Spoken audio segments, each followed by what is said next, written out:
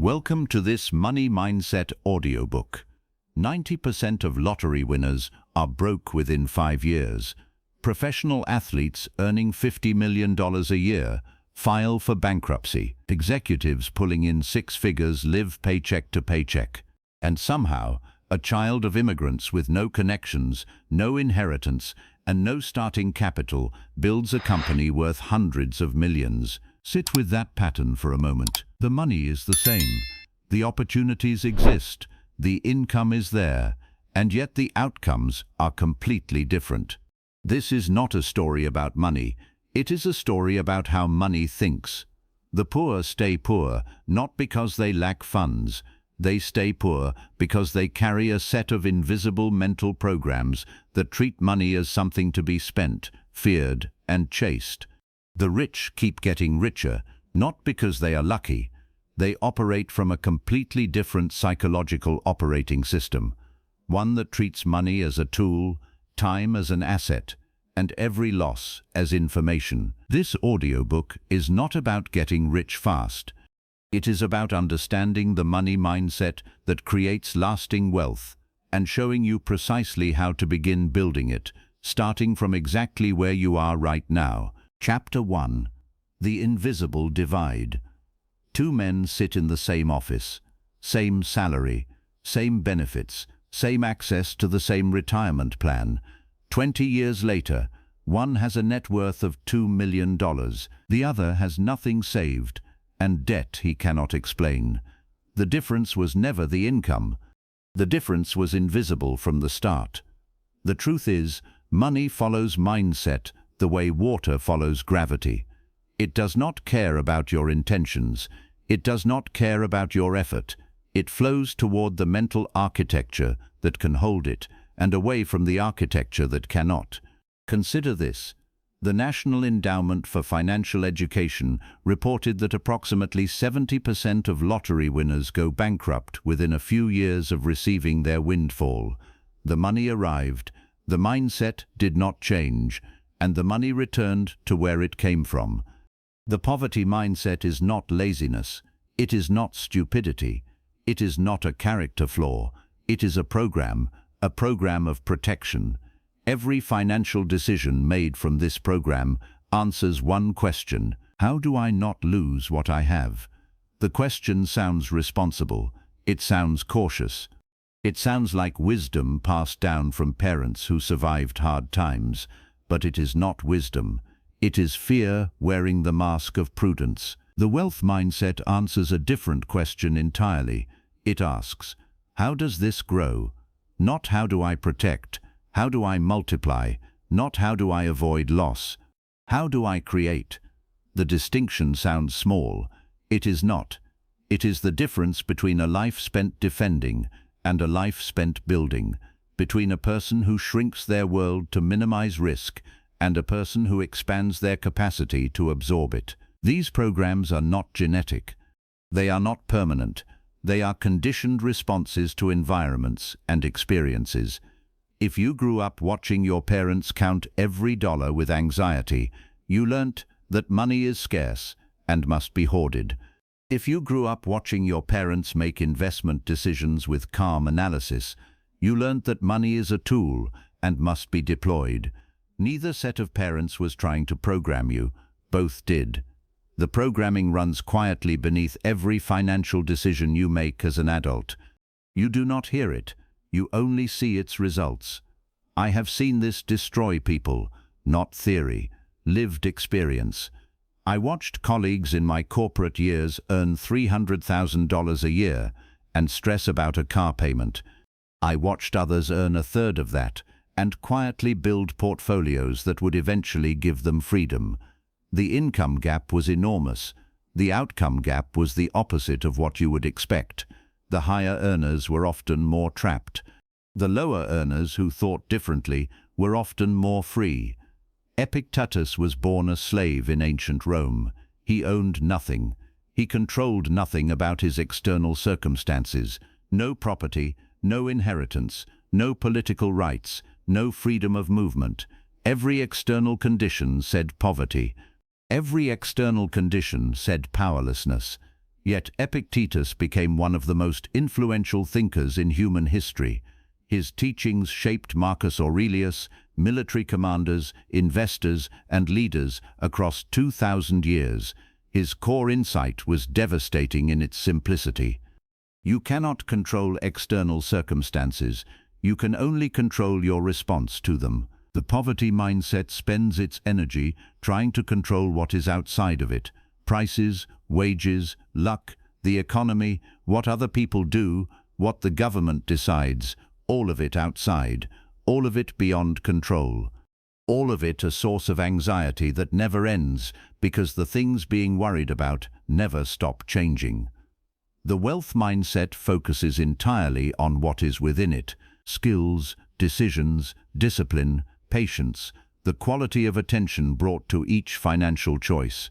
All of it inside, all of it within control, all of it a source of power that compounds because the things being focused on are things that can actually be changed. From slavery, Epictetus developed the psychological framework that has guided more wealthy and powerful people than any business school on earth.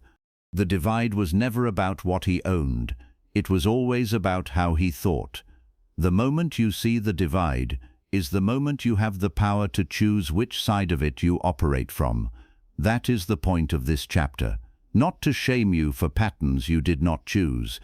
Not to congratulate you for patterns you stumbled into. To make the invisible visible. To show you that the gap between where you are and where you want to be is not primarily a gap of money.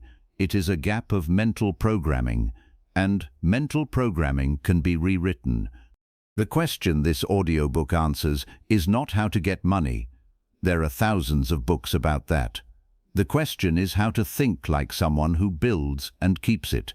Because money without that thinking always returns to its origin. Chapter 2. The Psychology of Scarcity. Adaptal programs from the divide do not operate randomly. They follow a specific cognitive pattern, one that narrows your attention, shortens your time horizon, and makes decisions feel rational in the moment that are destructive over time. Understanding this pattern is the first step to escaping it. Behavioral scientists Sendil Mullainathan and Eldar Shafir spent years studying how scarcity changes the brain. Their research revealed something that should change how you think about every financial decision you have ever regretted. Scarcity does not just mean you have less. It creates a cognitive state they called tunneling. Your attention narrows. Everything outside the immediate crisis becomes invisible. You stop seeing long-term consequences because the short-term pressure consumes all available mental bandwidth. This is why a person drowning in debt will buy something they cannot afford and feel justified doing it. In the tunnel, the purchase makes sense. It provides relief. It creates a momentary escape from the pressure. Outside the tunnel, it is obviously destructive. Inside the tunnel, it is survival. Mullainathan and Shafir demonstrated this in study after study. The same person given a scarcity prompt performs worse on cognitive tasks than when given an abundance prompt. The intelligence does not change, the bandwidth does. Scarcity taxes the mind the way a physical load taxes the body. The poverty mindset says, "I cannot afford that." The sentence feels like truth. It feels like realism. It feels like responsible financial assessment. But it is not an assessment. It is a conclusion reached inside the tunnel. It assumes the current conditions are permanent. It assumes current income is fixed. It assumes current circumstances will not change. Every assumption is a product of the tunnel, not of reality. The wealth mindset asks a completely different question. It asks, how can I create the conditions where this becomes possible? Notice the structural difference. One sentence closes, the other opens. One treats current reality as permanent, the other treats it as a starting point. One is a verdict, the other is an inquiry. The difference between these two questions has determined more financial trajectories than any income level ever has.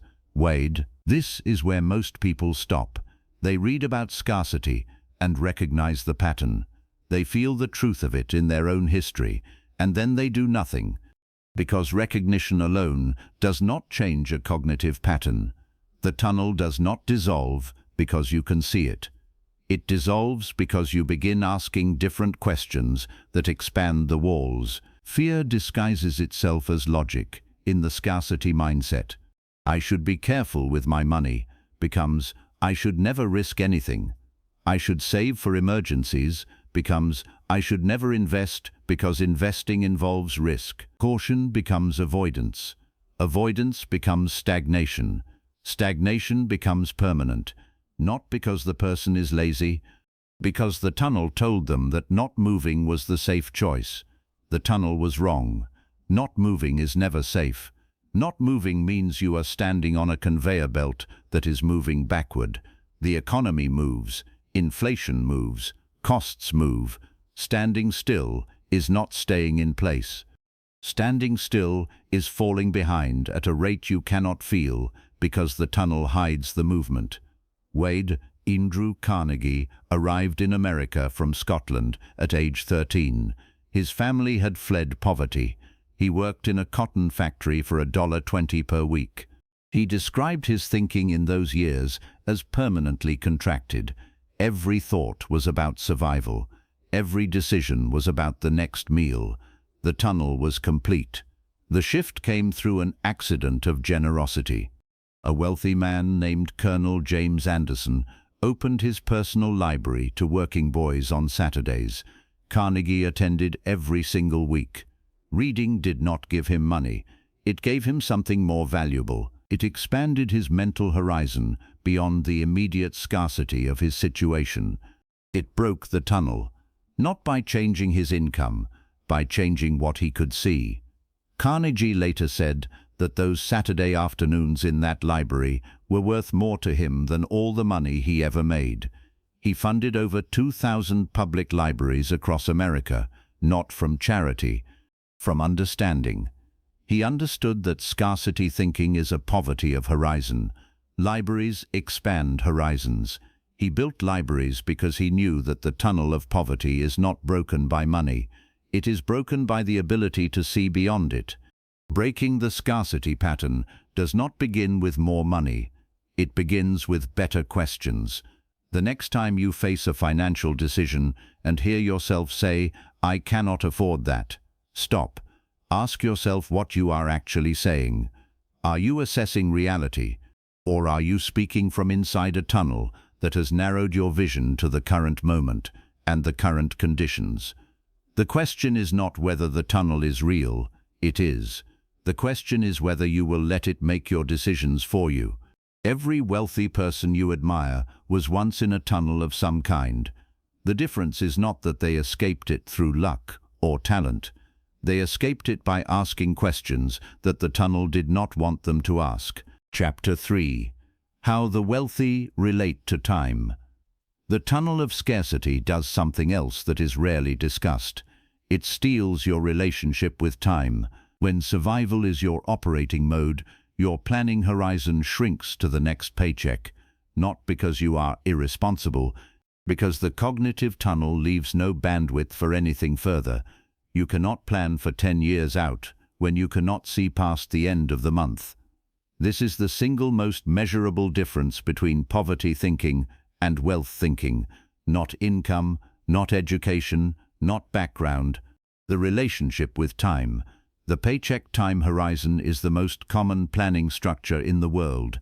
You earn money, you allocate it to immediate needs, you survive until the next cycle, you repeat. This structure feels normal because almost everyone around you operates inside it. But it makes long-term wealth building structurally impossible. Not difficult, impossible. You cannot build compounding wealth on a 2-week planning horizon. The math does not allow it. The psychology does not allow it. The tunnel does not allow it. Warren Buffett bought his first stock at age 11. He sold it at 12 when it doubled. Then he watched it continue to rise for months after he sold. He has said that this early experience taught him the most important lesson of his entire life. The cost of impatience in a compounding system is geometrically higher than most people ever calculate. A small gain captured early costs you the exponential returns that patience would have delivered over decades. Buffett has held shares in Coca-Cola since 1988. Decades. Through market crashes, recessions, changes in consumer behavior, and every form of short-term noise that makes ordinary investors panic and sell. That single patient investment has returned billions to Berkshire Hathaway, not from brilliance, from a refusal to evaluate the position in time horizons shorter than a decade. He once said something that contains the entire time divide in a single sentence. Someone is sitting in the shade today because someone planted a tree long ago. The wealthy plant trees. The poor wait for shade to appear. That is the time divide in one sentence. I learnt this the hard way. In my corporate years, I thought in quarters. Every decision was evaluated against the next earnings report, the next performance review, the next bonus cycle. I was intelligent, well paid, and completely trapped in a time horizon that made genuine wealth building impossible. I was earning more than most people I knew, and building less than people earning half my salary, who had learned to think in years instead of months. The income was never the problem. The horizon was the problem, and the horizon was a choice I did not know I was making. The compounding mathematics are brutal in their honesty. A small amount invested consistently starting at age 25 produces more wealth by age 65 than a large amount invested starting at age 45. Not because the early investor contributed more, because the compounding had more time to work. Time is not a factor in wealth building. Time is the factor.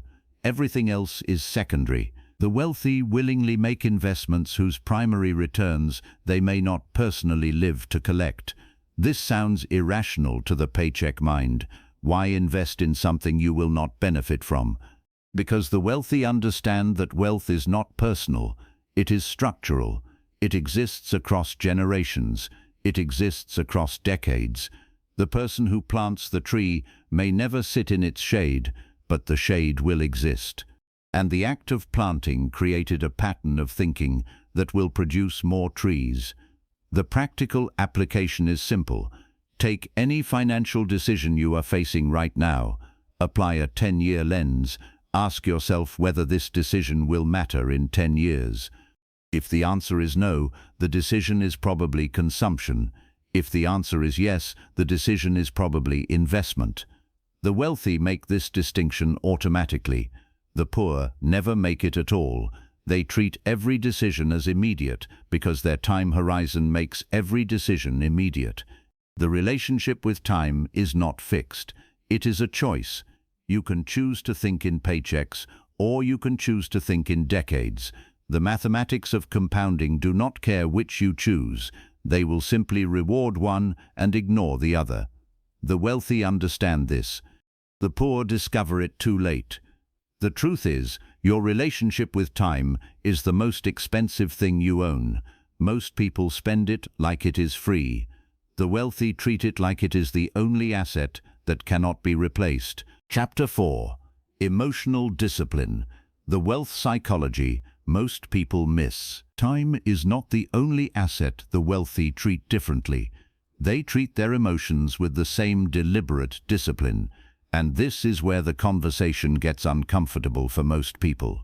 Because no one wants to hear that their financial problems are actually emotional problems wearing a price tag. The truth is, most people do not have a money problem. They have an emotion problem that expresses itself through money. Fear makes them sell at the bottom. Greed makes them buy at the top. Ego makes them spend on things they cannot afford to impress people they do not know. These are not financial errors. They are emotional errors with financial consequences. Daniel Kahneman won the Nobel Prize in Economics for his research on how human beings make decisions under uncertainty. His work on loss aversion demonstrated something that should change how you view every financial decision you have ever made. The psychological pain of losing $100 is approximately twice as intense as the pleasure of gaining $100. This is not a tendency. It is a measurable, consistent cognitive bias that affects virtually every human being. This bias explains why millions of people sold their investments at the bottom of the 2008 financial crisis. When Lehman Brothers collapsed and markets plunged, fear took over. The rational move was to hold or buy. The emotional move was to sell. Millions chose emotion. They locked in losses that would have recovered fully within 5 years. A smaller group, operating with emotional discipline, bought those same assets at historic discounts. Same market, same information, same opportunities, different emotional architecture, different outcomes. Fear, greed, and ego. These are the three primary destroyers of financial progress. Not market conditions, not economic policy, not interest rates. Fear, greed, and ego. They operate at every income level. They do not care how much you earn. They care how disciplined you are. And discipline is not something you are born with. It is something you build, the same way you build muscle, through repeated practice under resistance. Marcus Aurelius wrote in Meditations, "You have power over your mind, not outside events. Realize this, and you will find strength." He was the most powerful man in the world when he wrote those words. He controlled armies, treasuries, and territories that spanned continents. And his most urgent counsel to himself was about internal control, not external control, because he understood that external control is an illusion. The economy will do what it does. Markets will do what they do. People will do what they do. Your power is not in controlling these things. Your power is in controlling your response to them. Ray Dalio learnt this lesson at a cost most people never recover from. In 1982, he was 32 years old. He had built Bridgewater Associates into a growing firm.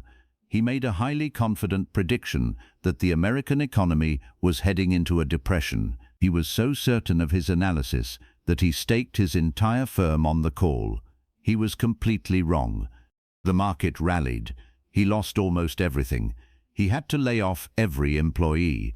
He borrowed $4,000 from his father to pay rent. He later described this period as the most formative of his life, not because of the money he lost, because of what the loss revealed about his emotional relationship with his own analysis. He had been so emotionally invested in being right that he had stopped genuinely examining whether he could be wrong. His ego had overridden his judgment. His certainty had replaced his curiosity. After the crash, he rebuilt Bridgewater on a completely different foundation.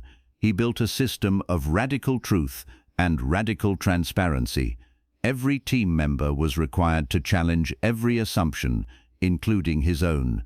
Every decision was stress-tested against the possibility of being wrong.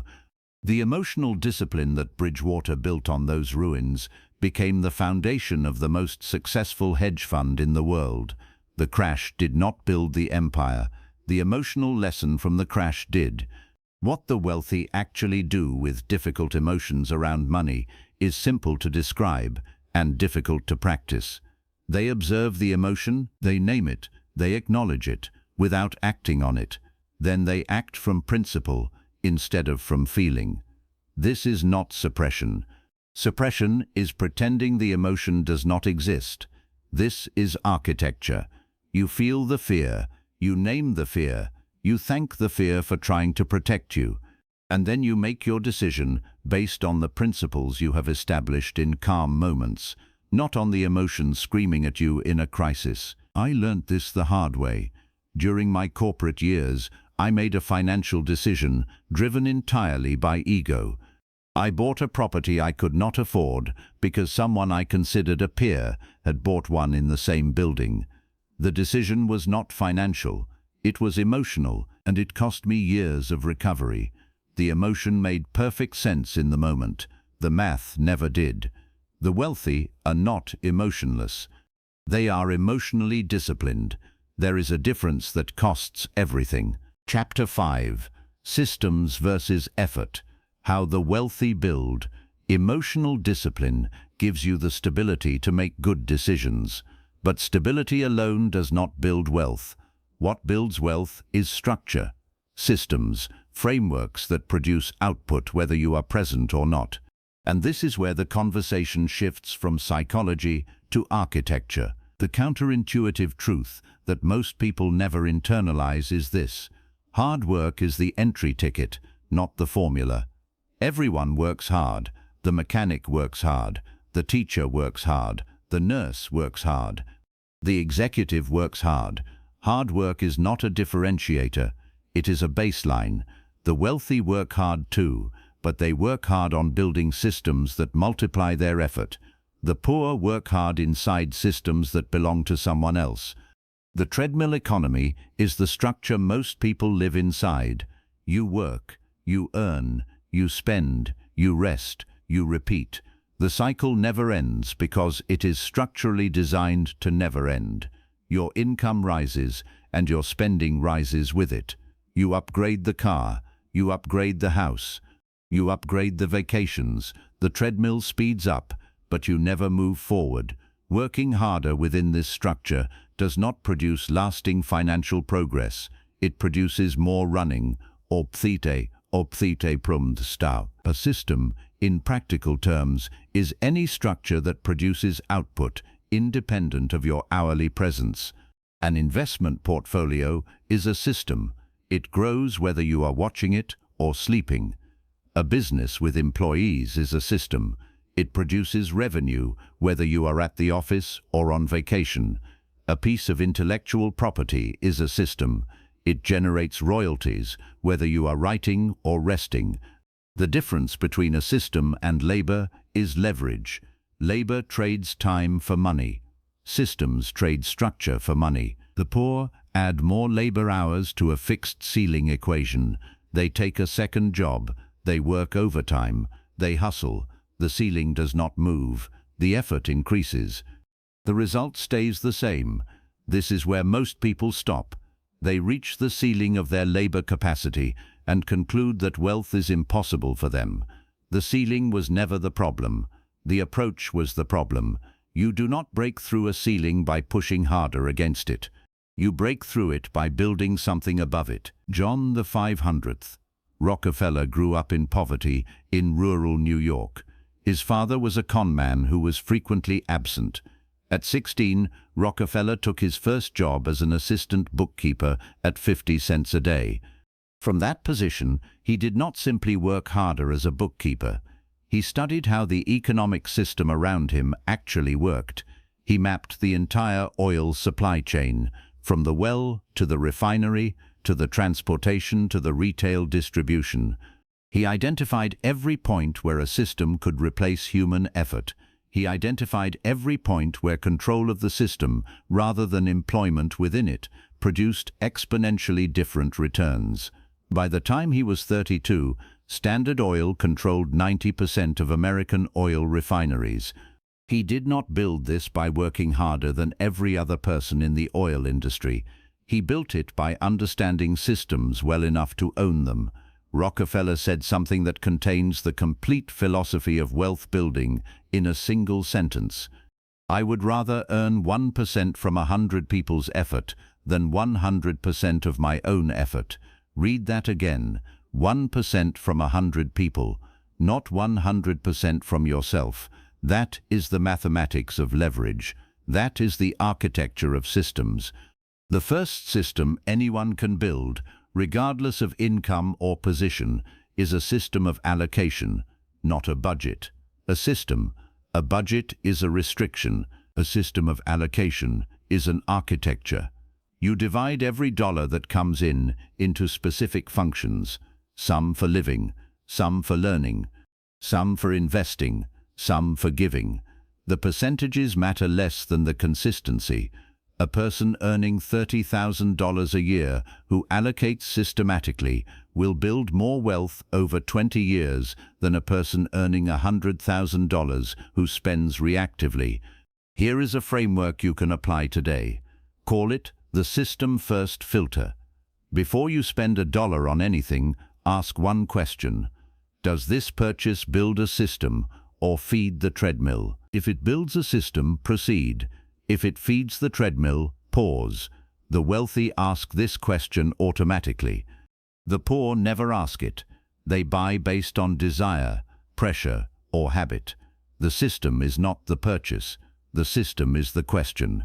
Wealth is not built by effort. Wealth is built by systems that survive your absence. If your income stops when you stop, you have a job. If your income continues when you stop, you have a system. The wealthy spend their working years building systems. The poor spend their working years selling labor. Both work hard, only one builds freedom. Chapter 6. The Information Advantage. Systems require knowledge to build, and this is where another invisible divide opens, one that most people never examine. The information divide. The wealthy and the poor have access to the same internet, the same libraries, the same news, and the same data. The difference is not access. The difference is what each group does with what is available. The truth is, information in the modern era is the closest equivalent to the aristocratic advantage that determined wealth in previous centuries. In the past, birth determined access. If you were born into the right family, you had access to education, networks, and capital. Today, information is free, but curating it, studying it, and applying it requires something that most people are unwilling to give: discipline. There are two types of information consumption. The first is information consumed as entertainment: news, social media, trend reports, opinion pieces, commentary. This information feels productive. It feels like you are staying informed, but it produces no leverage. It does not change your behavior. It does not improve your decisions. It occupies your attention and returns nothing. The second is information invested as education: financial mechanics, business structures, economic history, the psychology of decision-making, the mathematics of compounding. This information is harder to consume. It is slower. It is less stimulating, but it produces leverage. It changes how you see the world. It changes the decisions you make. It compounds over time into something that entertainment consumption can never produce: understanding.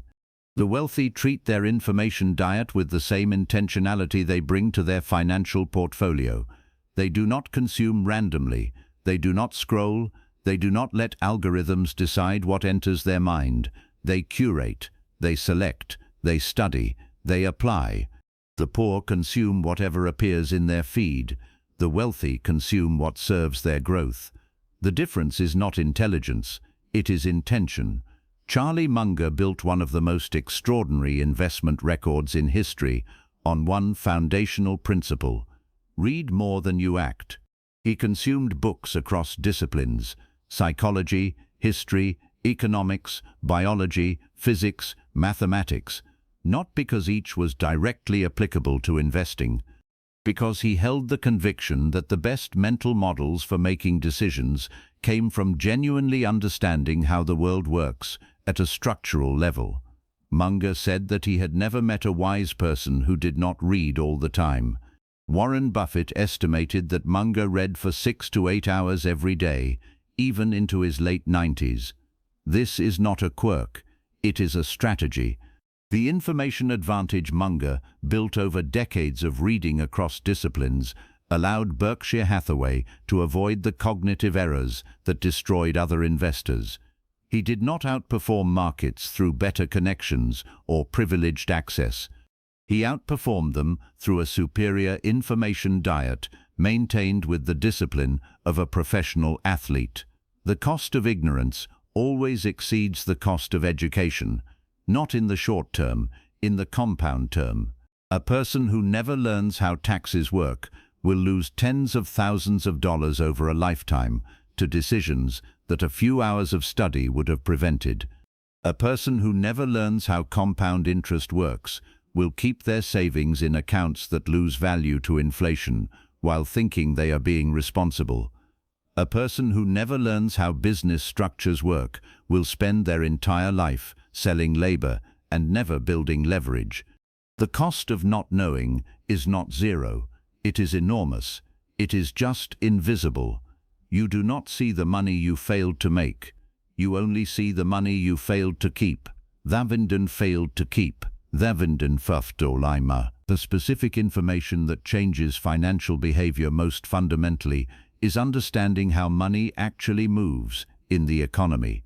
Not how to make money, how it moves, where it flows, who captures it, why it pools in certain places and drains from others. This understanding is not secret. It is available to anyone willing to study it, but most people are too busy consuming entertainment to invest the time. And so the divide widens, not because the information is hidden, because the willingness to consume it is rare. Your information diet is shaping your financial future right now. Every hour spent scrolling is an hour not spent learning. Every headline consumed is a chapter not read. Every trend followed is a principle not studied. The wealthy are not smarter than you. They are more disciplined about what they let into their minds, and what enters your mind determines what enters your bank account. Chapter 7. Playing Offense. The mindset shift from defense to growth. Knowledge without action is just entertainment, and this is where the next divide opens. The divide between those who use what they know to protect and those who use what they know to build. Between defense and offense. Between playing not to lose and playing to win. Most people spend their entire financial lives on defense, protecting what they have, avoiding mistakes, minimizing risk. Playing defense feels responsible. It feels safe. It feels like the kind of thing a prudent person does. But playing not to lose always produces worse long-term outcomes than playing to win with discipline and calculated risk. The logic of defense is seductive. If I do not risk anything, I cannot lose anything. If I do not try anything new, I cannot fail at anything new. If I stay where I am, at least I know where I am. Every one of these statements feels like wisdom.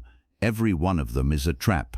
The trap is this: in a world that is constantly moving, standing still is not safe. It is the most dangerous position you can occupy. Inflation erodes savings.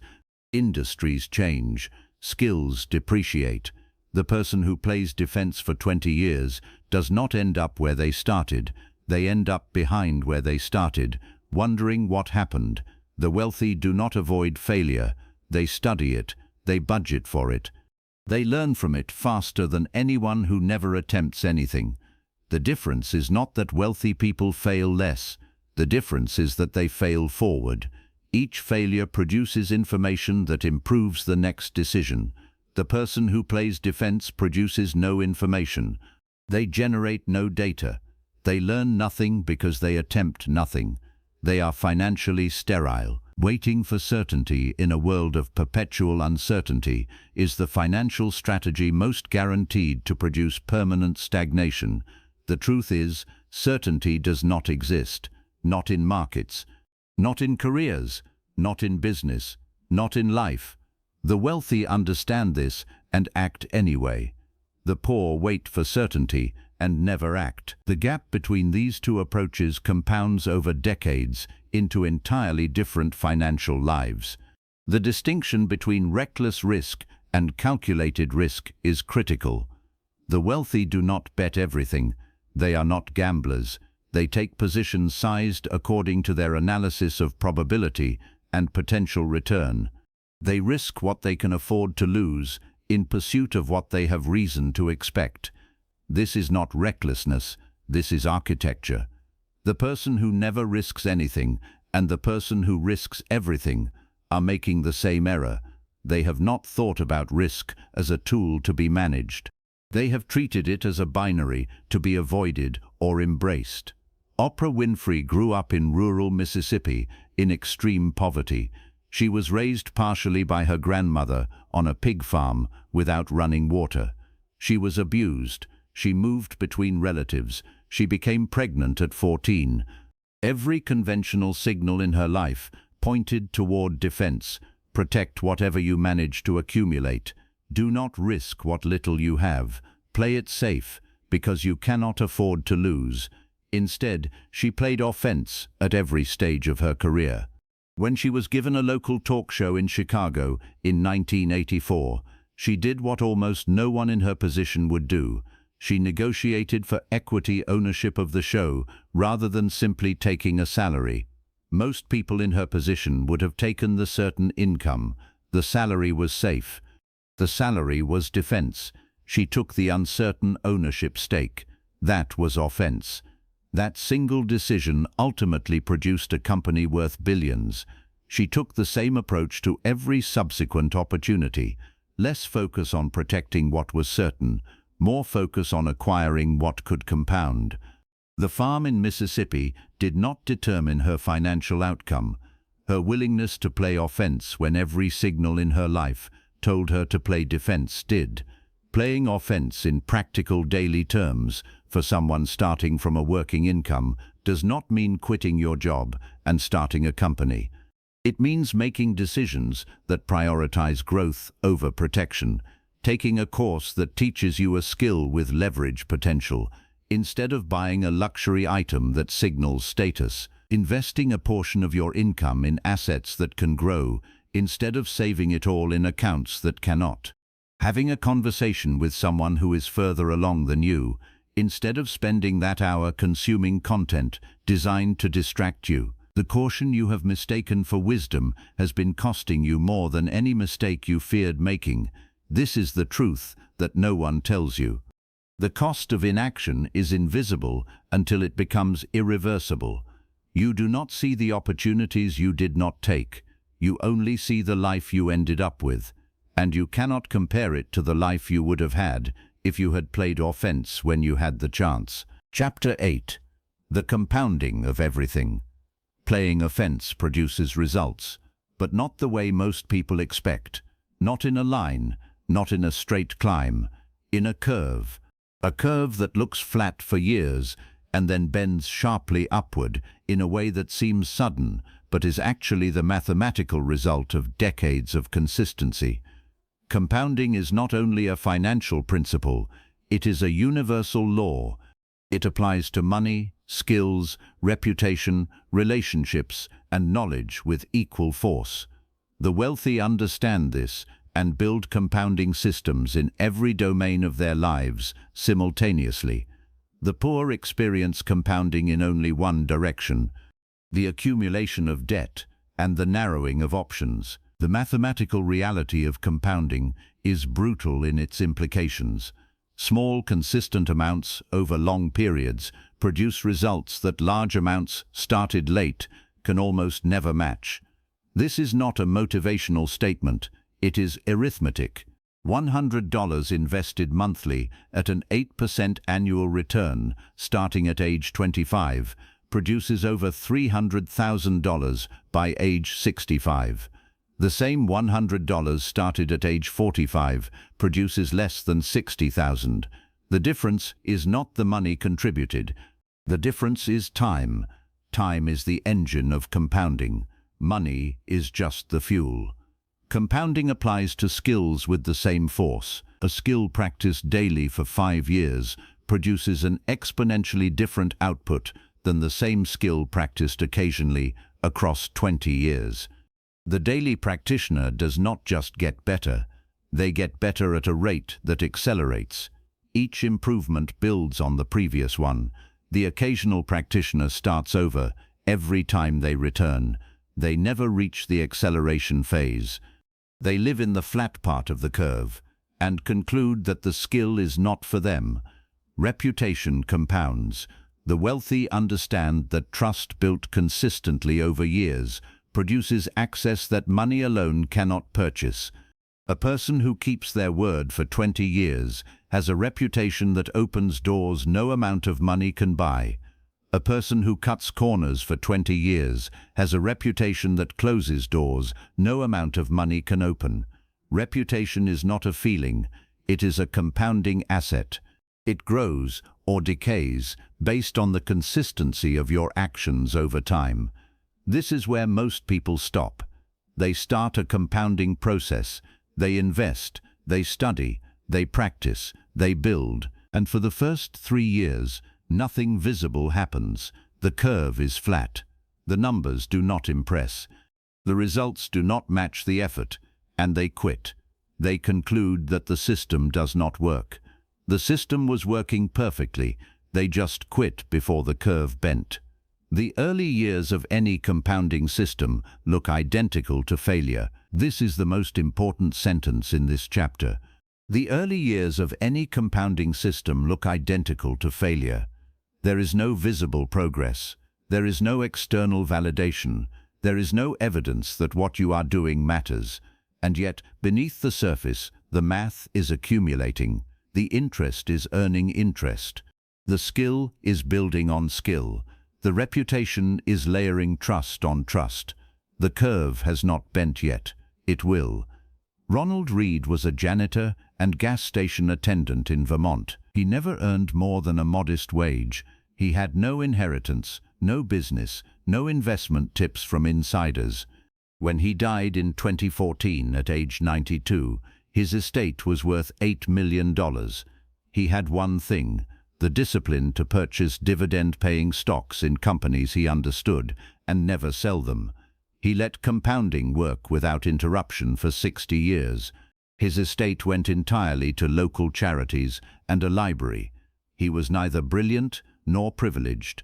He was patient and consistent in a way that most people who earn 10 times his salary never are. His story is not an exception. It is proof that the law of compounding works for anyone who respects it long enough to let it operate. The one commitment that unlocks every compounding benefit is simple: never interrupt the process unnecessarily. Every interruption resets the math. Every pause extends the timeline. Every quit returns you to the flat part of the curve. The wealthy understand this at a structural level. They build systems that are difficult to interrupt: automatic investments, systematic study schedules, consistent practice routines. They remove the decision from the process so that motivation never becomes a factor. The cost of every year of delay is not linear. It is geometric. 1 year of delay does not cost you 1 year of returns. It costs you the compounding of that year across every remaining year of your timeline. The wealthy feel this cost in their bones. The poor never calculate it, and so they delay, and the delay compounds, and the gap grows. Not because the wealthy had more, because they started sooner and interrupted less. Chapter 9: The Long Game. Wealth across time. Compounding requires something that almost no one is willing to give it: time. Not months, not years, decades. And this is where the final and most powerful distinction between poverty thinking and wealth thinking reveals itself. The relationship with the horizon: how far forward you are willing to plan, sacrifice, and build. The poor think in financial sprints. The wealthy think in financial marathons. And the marathon always produces greater cumulative wealth than any number of sprints. Not because sprints are bad, because sprints end, and what is built during a sprint rarely survives the rest period that follows. A 10-year financial lens changes every decision you make, not because 10 years is magical, because 10 years is long enough for compounding to begin bending the curve. When you apply a 10-year lens to your current decisions, the calculus shifts. The purchase that feels important today looks irrelevant against a decade. The investment that feels insignificant today looks foundational against a decade. The sacrifice that feels painful today looks like the lowest price you will ever pay for what it will produce. The wealthy sacrifice short-term status for long-term power. This is one of the most consistent patterns among people who build lasting wealth. They drive ordinary cars. They live in modest houses. They wear simple clothes, not because they cannot afford better, because they understand that status consumption is the enemy of wealth compounding. Every dollar spent signaling wealth to others is a dollar that cannot compound. Every dollar that cannot compound is a dollar that cannot produce freedom. I have seen this destroy people, not theory, lived experience. I watched colleagues in my corporate years spend their bonuses on cars, watches, and apartments that signaled success to people who did not care about them. 5 years later, the cars had depreciated, the watches had lost their novelty, the apartments had become financial anchors, and the people who had spent on status had nothing compounding. The people who had invested their bonuses had portfolios that were beginning to produce returns they had not lifted a finger to earn. Same bonuses, different horizons, opposite outcomes. The wealthy see every financial decision as either a seed or a consumption, something that grows or something that disappears. A seed is an investment that will produce returns over time. A consumption is a purchase that provides temporary satisfaction and then vanishes. The wealthy are not against consumption. They are against pretending consumption is investment. They consume consciously and invest relentlessly. The poor consume relentlessly and invest when they remember to, which is rarely. The gap between spending money to look rich today and investing money to be rich tomorrow is the gap that compounds into entirely different financial realities over decades. The person who spends to look rich has the appearance of wealth and the reality of financial fragility.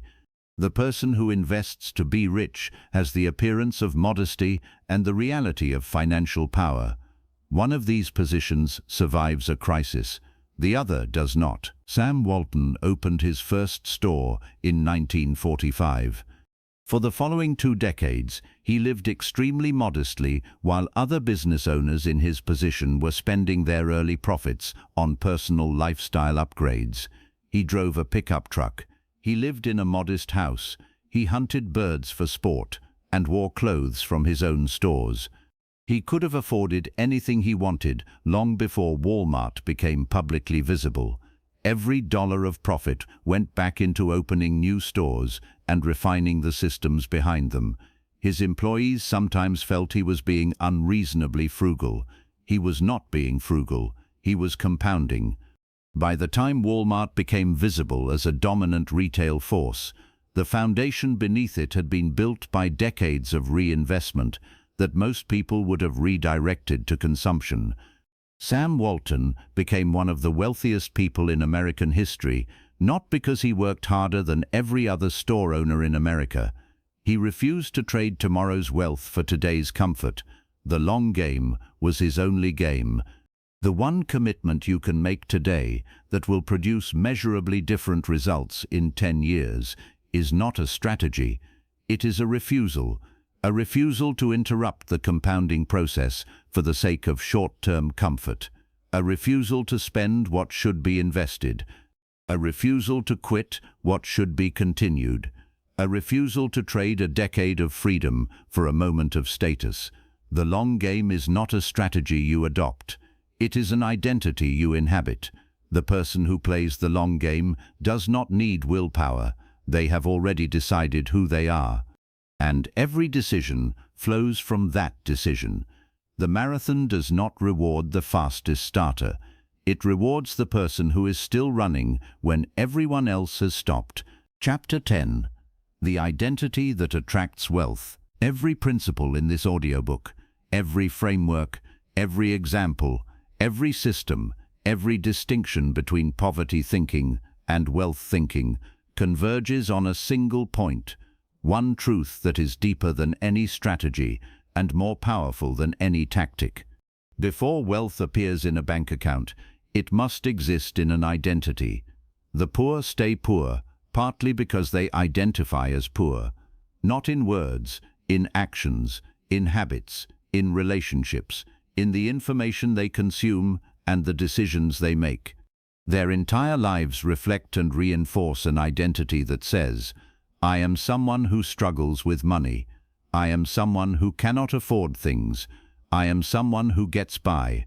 And every decision they make flows from that identity and reinforces it.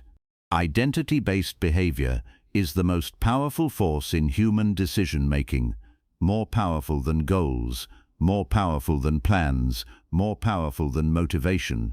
The wealthy make decisions from who they hold themselves to be, not from what they currently have. They identify as builders.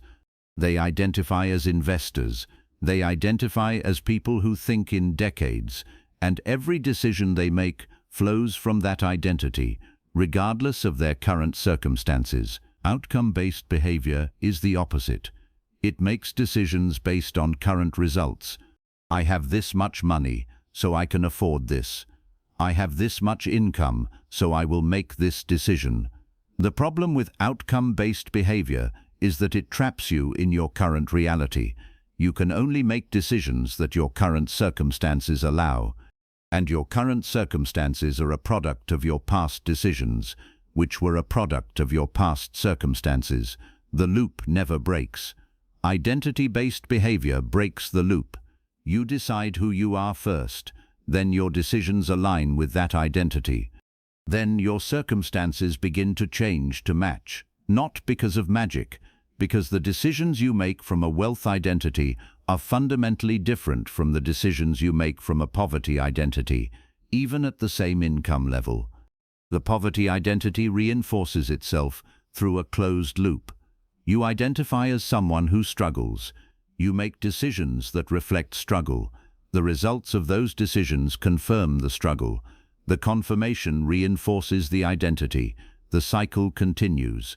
Breaking it requires something that feels irrational, changing the identity before the evidence of change appears, deciding you are a builder before you have built anything, deciding you are an investor before you have a portfolio, deciding you think in decades before you have a decade of results. The specific daily decisions that signal and reinforce a wealth identity at any income level are not about amounts, they are about attention. The quality of attention you bring to every financial choice. Do you make the choice automatically, or do you make it deliberately? Do you ask what the choice means in 10 years, or do you only ask what it means today? The person who brings deliberate attention to a $50 decision is building a wealth identity. The person who makes a $5,000 decision on impulse is reinforcing a poverty identity. The amount is irrelevant. The attention is everything. Marcus Aurelius was born into Roman nobility and eventually became emperor of Rome, the most powerful position in the known world, unlimited access to wealth, comfort, and status. He could have been defined entirely by his external circumstances. Instead, he defined himself internally. He wore simple clothes when he could have worn anything. He slept on a hard bed when he could have slept anywhere.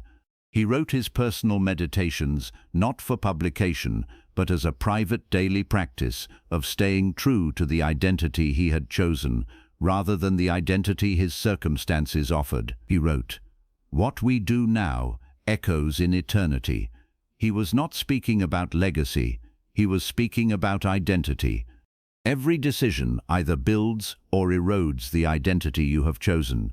Every financial decision either strengthens the identity of a builder or reinforces the identity of a spender. There is no neutral ground. Every choice is a vote, and the identity that receives the most votes wins. What Marcus Aurelius built through that internal discipline was not just an empire, it was a legacy that has outlasted Rome itself by 2,000 years. The identity you choose creates the decisions you make. The decisions you make create the financial life you build. The poor stay poor because they accept the identity their circumstances offer. The rich get richer because they choose an identity and build everything else from it. This is the final truth of this audiobook, and it is the first decision available to you right now. Not what to invest, not what to study, not what system to build, who to be in relationship to money from this day forward. That decision is not made with a bank account, it is made with a declaration, internal, silent, unwavering. I am someone who builds. I am someone who thinks in decades. I am someone who treats money as a tool, time as an asset, and every loss as information. The identity comes first. Everything else follows. The truth is, you already know most of what is in this audiobook, not because you have heard it before, because you have felt it before. In the quiet moments when you made a financial decision you knew was wrong and did it anyway. In the moments when you spent money to feel something and the feeling disappeared before the receipt. In the moments when you looked at your bank account and knew that something fundamental was missing, something that no amount of income would fix, you were right. Something was missing, not money, not opportunity, not luck. A way of thinking about money that treats it as a tool for building, rather than a source of anxiety to be managed. The poor stay poor because they carry a set of invisible programs that treat money as something to be spent, feared, and chased. The rich get richer because they operate from a different system entirely, one that treats money as a tool, time as an asset, and every loss as information. This is not a story about money. It never was. The divide between poverty thinking and wealth thinking is not primarily financial. It is psychological, it is behavioral, it is systemic, and it is yours to cross. Not theory, lived experience. Every principle in this audiobook was paid for in full by someone who learned it the hard way. Epictetus paid for it from slavery. Carnegie paid for it from a cotton factory. Dalio paid for it from a crash that destroyed his firm. Rockefeller paid for it from poverty and a father who abandoned him. Oprah paid for it from a childhood that offered her nothing. The price has been paid. The lessons are available. The question is whether you will use them. Most people will not. They will listen to this audiobook. They will feel the truth of it in their bones, and tomorrow morning they will make the same decisions they made yesterday, because recognition without identity change is just entertainment. And most people consume wisdom the same way they consume everything else, passively, temporarily, without structural change. This is where most people stop, at the feeling, at the recognition, at the nod of agreement. They stop at understanding and never reach application. And the gap between understanding and application is wider than the gap between poverty and wealth. The truth is, no audiobook changes your life. No book does. No course does. No teacher does. What changes your life is a decision. A single, internal, irreversible decision about who you are in relationship to money from this moment forward. That decision does not require more income. It does not require better circumstances. It does not require permission. It requires honesty. The kind of honesty that most people avoid because it demands change. You can keep running on the treadmill. You can keep thinking in paychecks. You can keep spending to look rich instead of investing to be rich. You can keep playing defense in a world that rewards offense. You can keep waiting for certainty that will never arrive.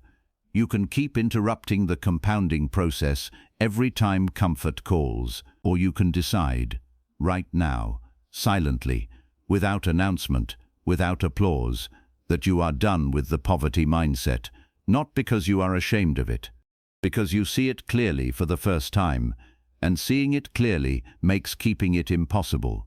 The wealthy are not different from you in ability. They are different in architecture. They built systems where you are building effort. They think in decades where you are thinking in paychecks. They invest in information where you consume entertainment. They play offense where you play defense. They plant trees where you wait for shade. Every one of these differences is a choice, and choices can be changed, not through motivation, not through inspiration, through the quiet, daily, unglamorous discipline of making different decisions in the same circumstances. The money mindset is not something you acquire. It is something you inhabit, like a room you enter and choose to stay in. The room has always been there. The door has always been open. You simply never walked in because you did not think it was for you. It is for you. It is for you. The only question that remains is whether you will stay.